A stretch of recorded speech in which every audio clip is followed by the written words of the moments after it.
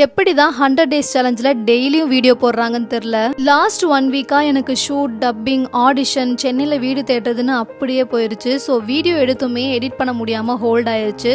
Again start பண்றேன் 100 days சேலஞ்சில் self care routine day 7. இன்னைக்கு நான் ஜிஞ்சர் கார்லிக் ஹனி தான் ட்ரை பண்ண போறேன்.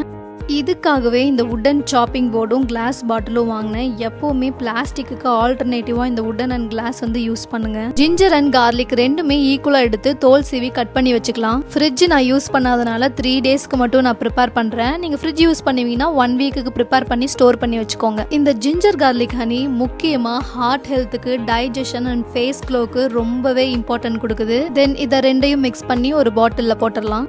இதுல மிக்ஸ் பண்ண நான் நம்ம கலப்பையோட ரா வைல்ட் ஹனி தான் எடுத்திருக்கேன். சுகர் சிரப் மாதிரி இல்லாம ஹனி இந்த மாதிரி பியூரா இருந்தா பெட்டர் ரிசல்ட் தரும்.